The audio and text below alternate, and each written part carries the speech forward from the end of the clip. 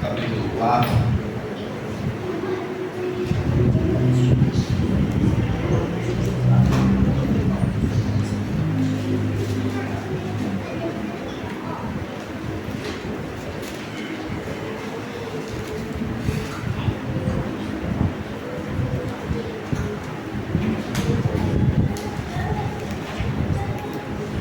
Todos encontraram? Primeira carta de Pedro, capítulo 4. Ora, tendo Cristo sofrido na carne, estejam também vocês armados do mesmo pensamento, pois aquele que sofreu na carne rompeu com o pecado, para que no tempo que lhes resta na carne vocês não vivam mais de acordo com as paixões humanas, mas segundo a vontade de Deus. Porque basta que no passado vocês tenham feito a vontade dos gentios, tendo andado em práticas libertinas, desejos carnais, bebedeiras, orgias, embriaguez e detestáveis idolatrias. Por isso, falando mal de vocês, estranho que vocês não se juntam com eles no mesmo excesso de devassidão. Eles que terão de prestar contas àquele que é competente para julgar vivos e mortos, pois para este fim o Evangelho foi pregado também a mortos, para que mesmo julgados na carne segundo os homens, vivam em espírito segundo Deus. O fim de todas as coisas está próximo, portanto sejam criteriosos e sóbrios para poderem orar. Acima de tudo, porém, tenham muito amor uns para com os outros, porque o amor cobre multidão de pecados. Sejam mutuamente hospitaleiros, sem murmuração. Sirvam uns aos outros, cada um conforme o dom que recebeu, como encarregados de administrar bem a multiforme graça de Deus. A igreja pode se assentar? Olha que interessante, eu estava falando com o evangelista Adalberto o como Deus vem confirmando a palavra desde o início do culto, até mesmo no hino das crianças. E esse texto me chama muito a atenção quando Pedro escreve e vem falando que nós estamos encarregados de administrar, ou bem administrar, a multiforme graça de Deus. Mas o que é a multiforme graça de Deus?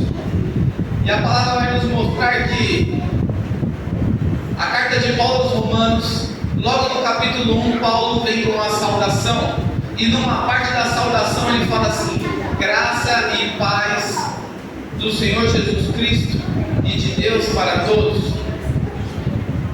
E eu falei, poxa, já começa aqui a multiforme graça de Deus, que significa que em diversos fatores, em diversas ocasiões, em diversas situações, nós temos que ver a graça de Deus.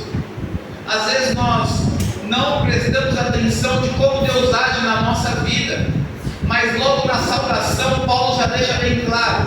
Por que Paulo fala graça e paz, sendo um judeu de nascença?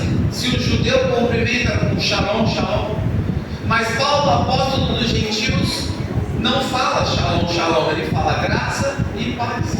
Quando Paulo fala graça e paz, graça é em grego e paz é shalom em hebraico, Paulo está dizendo para a igreja: Cristo é para todo mundo, não é só para um e não é só para outro, é para hebreu, é para judeu, é para gentil, é para grego, é para romano, é para mim e é para você.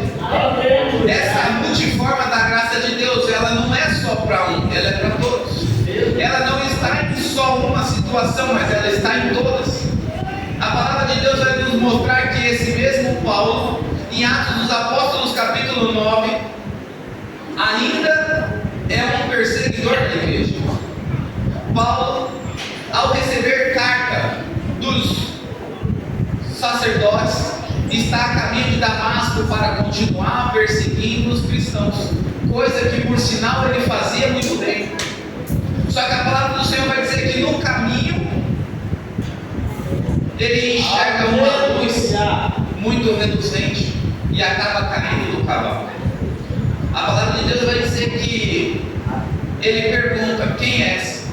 E ele fala: eu sou o Cristo a quem tu persegues. Naquele momento, Paulo é tomado por uma cegueira, e ali vai começar uma forma da graça do Senhor na vida de Paulo.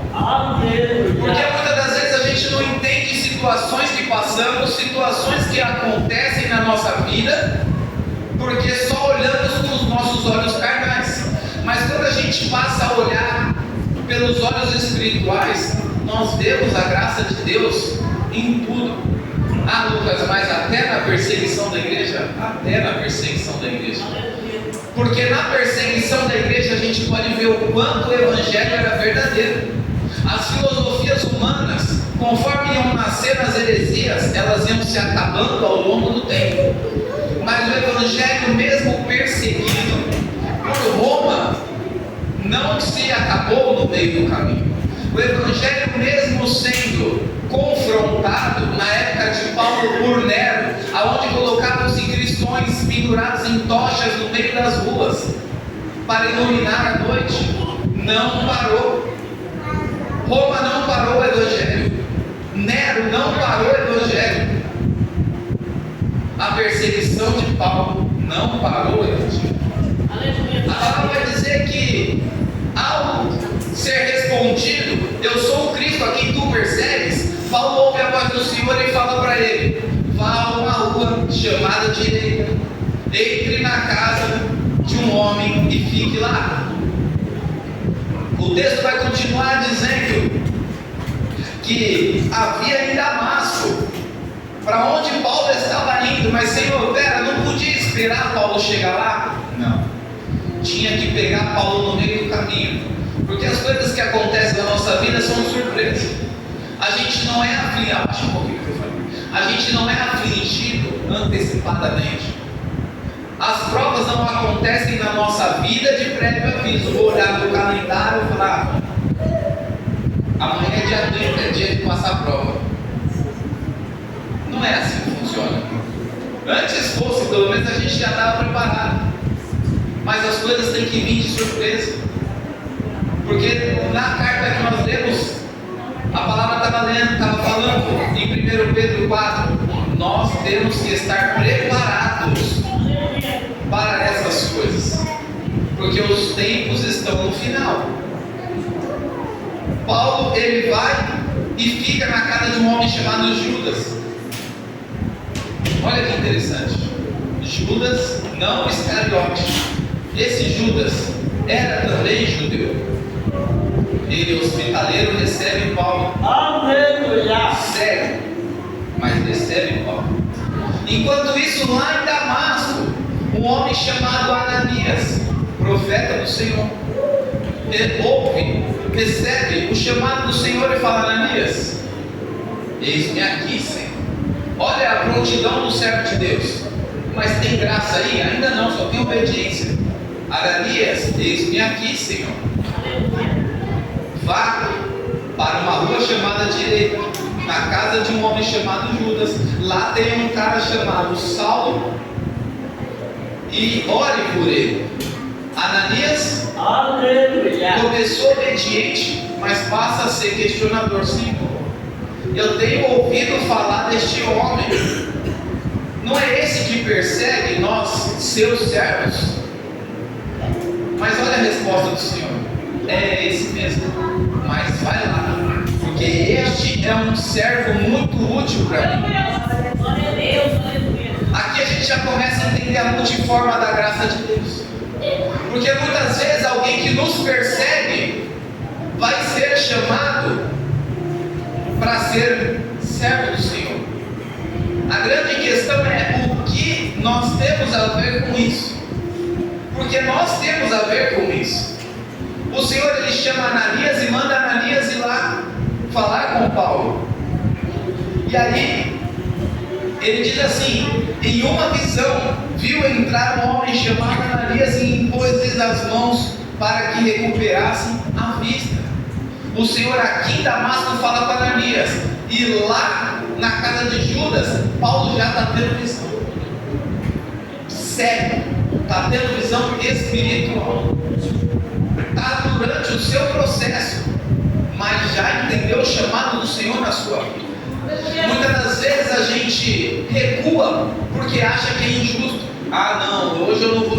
Sandra, não vou para a cara da Sandra.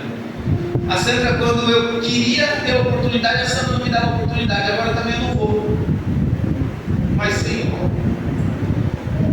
estão falando mal de mim, eu vou lá ser bom com ele. Mas Senhor, estão me acusando, eu não fiz nada.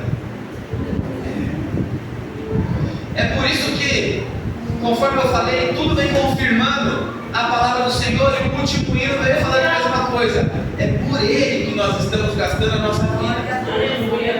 Se não for assim, não tem desgaste da vida, não. É por Cristo. E ali Ele estava dizendo: você vai ser perseguido por causa de mim. E se eu quiser usar a tua vida para transformar um perseguidor, eu vou usar a tua vida para transformar um perseguidor. Queira você ou não, pode chorar. Quando Ananias vai e cumpre a ordem do Senhor, ele só estava fazendo valer aquilo que nós lemos anteriormente, a multiforma da graça de Deus.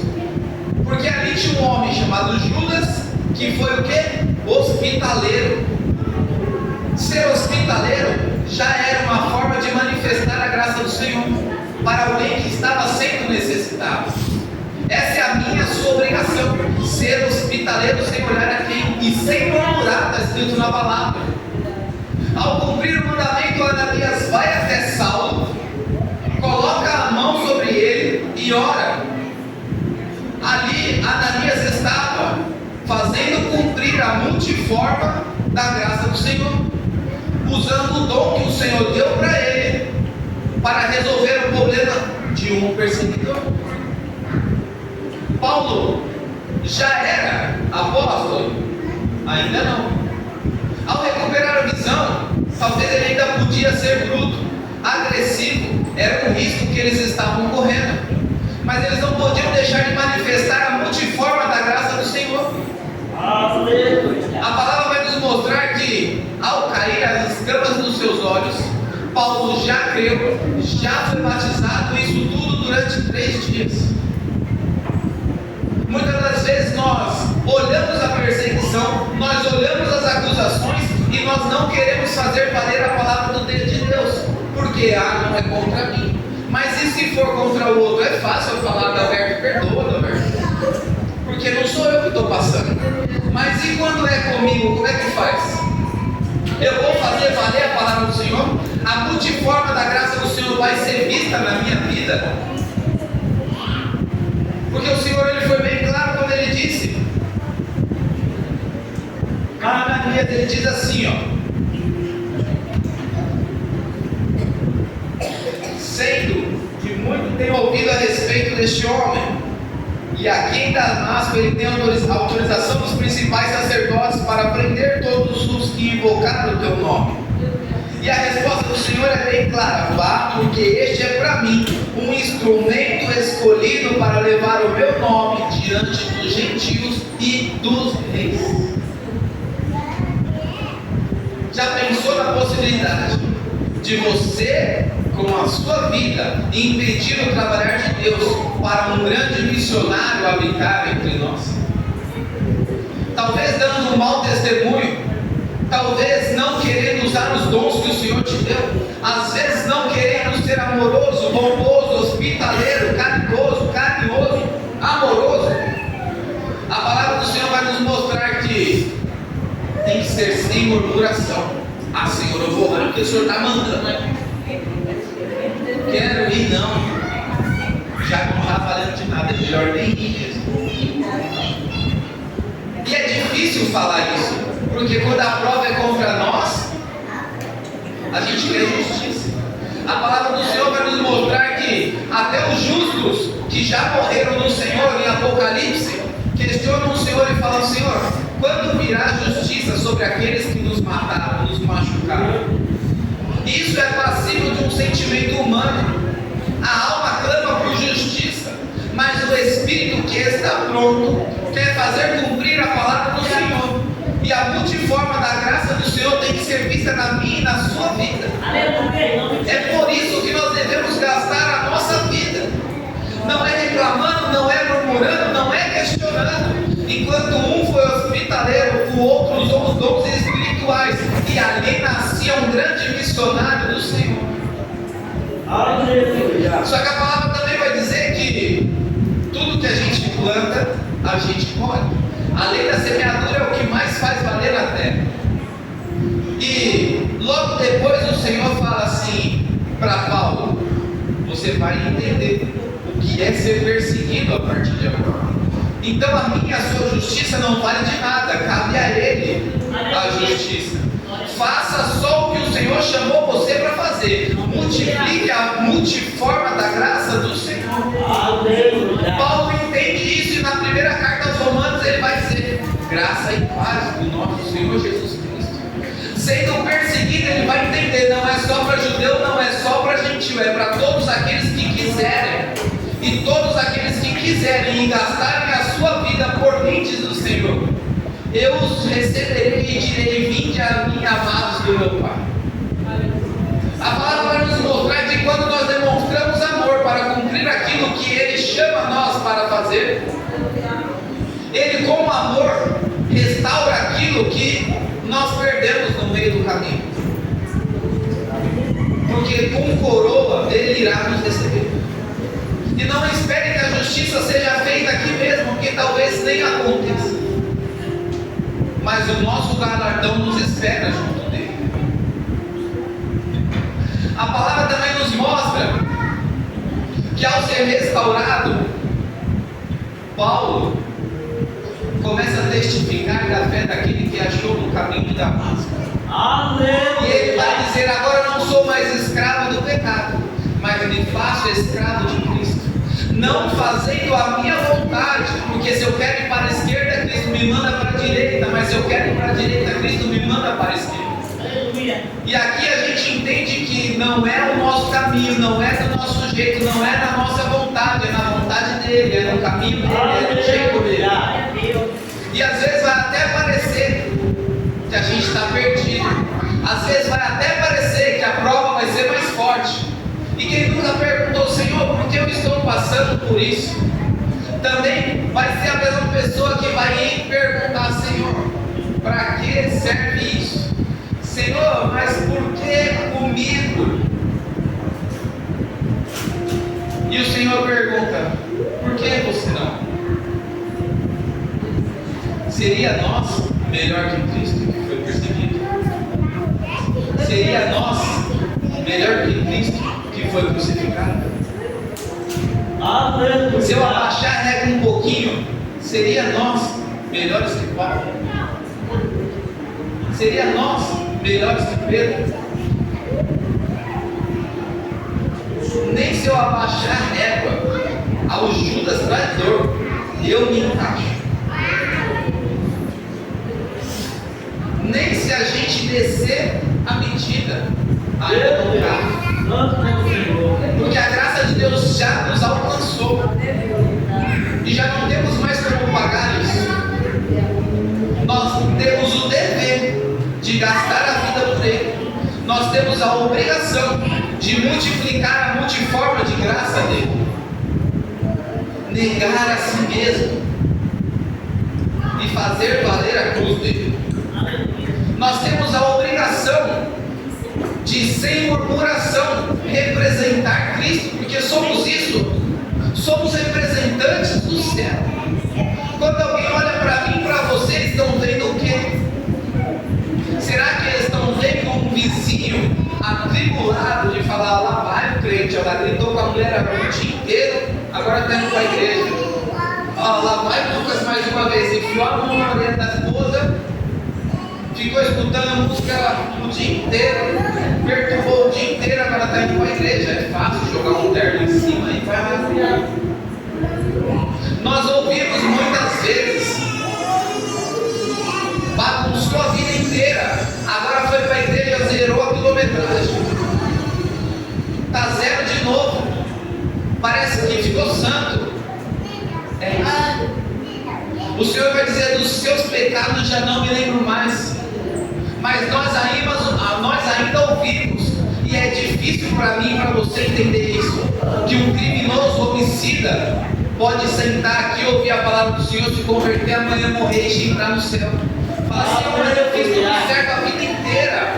A pessoa era estrupador, se converteu e zerou a quilometragem. Mas, Senhor, eu fiz a vida toda tudo certo. A pessoa era drogada, quebrava tudo, bagunçava a família, entrou aqui, zerou a quilometragem, está tudo certo. Eu quero entender isso, você quer entender isso? Não. Mas a multiforme de graça de Deus vai olhar para uma pessoa dessa e vai falar: esse é um instrumento valioso para mim. Eu tenho um amigo, e aqui eu encerro, e vocês já viram ele pregar aqui, o evangelista Fábio, cracudo, de Cracolândia.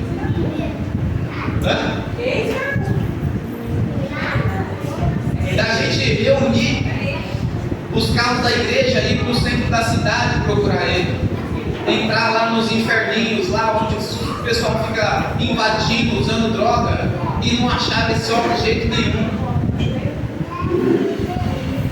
Hoje eu tenho a condição de um dia ter julgado, hoje poder chamar de amigo e ver esse homem formado em 2 faculdades,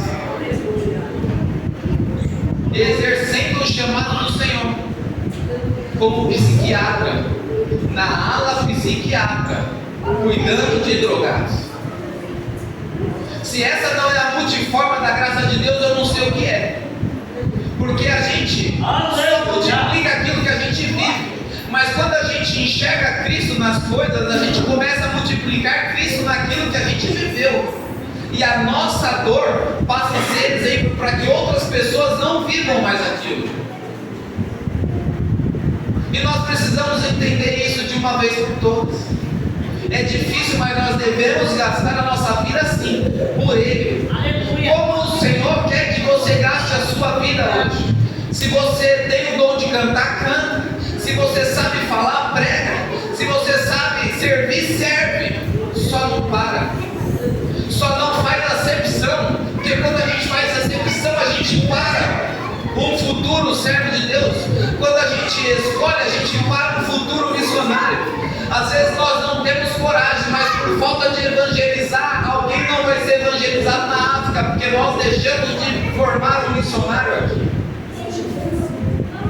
E a palavra de Deus é muito clara aqui. Paulo, em toda a sua jornada, ele sempre fala: maldito o homem que sou, porque nós continuamos não servindo para nada. E como o evangelista disse, Jesus entrou numa jumentinha. Ali, aquela jumentinha, aos olhos dela, talvez tivesse sido aplaudida. Nossa, mãe, quando chega em casa, eu entrei pelos portões e estava todo mundo feliz. Aí Jesus sai de cima dela. Imagina essa jumentinha voltando para lá no dia seguinte, falando: nossa, mãe, tacaram uma pedra em mim. Mas por quê? Porque ela sozinha não servia para nada. Agora ela, como Jesus estava dizendo, o rei chegou em missão de paz. Aleluia. E multiplicando a multiforma, vai fazer vocês evangelizarem os seus perseguidores. E esses perseguidores serem chamados por Cristo, a ponto de não conseguirem negar o seu chamado. O evangelho ele só é multiplicado dessa forma. E nada que a gente faça vai parar. Só vai tirar uma pedrinha da nossa coroa. A palavra do Senhor vai dizer que Paulo é um servo, tão servo, que ele ainda ora para Deus e fala: Senhor, tem um espinho aqui que ainda está me chupando. Aí ele ora de novo, esperando uma resposta, e fala: Senhor, tem um espinho aqui que sempre que me cutuca, dói. Mas Senhor, sempre que o espinho aberto está doendo, o Senhor responde para Paulo: a minha graça te basta. Está doendo a perseguição? Pegue a sua cruz e siga-me. Está doendo a acusação? Pegue a sua cruz e siga-me. Está doendo o espinho na carne, seja ele qual for? Pega a sua cruz e siga-me. Aleluia. É por ele que nós vamos decidir gastar a nossa vida. E a perseguição não vai parar o Evangelho na minha e na sua vida. Roma não conseguiu parar a igreja. Nero não conseguiu queimar os cristãos.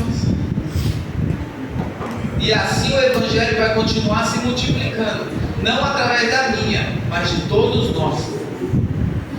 A palavra vai dizer que todos somos membros do corpo de Cristo. Mas como todo corpo, temos membros diferentes. Um serve para braço, o outro serve para perna. Então cada um tem a sua função, cada um tem a sua obrigação em Cristo Jesus. Faça aquilo que o Senhor te chamou. Mas para que será que o Senhor me chamou? O que será que você acha que você não é capaz? Talvez seja esse o seu chamado. Ah, eu nasci para pregar, mas eu não sou capaz de subir lá e falar igual o Adalberto, não. Às vezes é só o inimigo assoprando no seu ouvido, porque você é capaz para aquilo, você foi chamado. Ah, eu não vou cantar não, porque eu tenho vergonha de ir lá na frente cantar e o que vão pensar de mim. Bem provavelmente você foi chamado para aquilo, e o inimigo está querendo te fazer olhar para outro lado. Eu não vou servir não, porque eu tenho vergonha. Ah, ninguém me pediu nada, mas eu estou lá oferecendo um paninho quando a pessoa está chorando. Estou oferecendo um ombro amigo, mas ninguém me pediu conselho, eu estou dando conselho. Ah, não vou fazer mais isso não. Mas muitas das vezes foi para isso que você foi chamado. Aleluia, glória a Deus. Não bloqueie o dom que o Senhor colocou nas tuas mãos. Não pare o chamado do Senhor na sua vida. Faça aquilo que o Senhor chamou você para fazer com toda a força e coragem do Senhor. A palavra do Senhor vai dizer que Jesus, quando Ele manda de 2 em 2, Ele deixa bem claro para os discípulos: vá e pregue a minha palavra. Se não te receberem, sacuda a poeira dos pés e vá embora. Isso é bem claro a mensagem para a gente: faça o que eu te chamei para fazer. E se não quiserem me ouvir, manda marcha, vai embora. Mas primeiro cumpra a sua obrigação. Amém? Eu agradeço a oportunidade, as palavras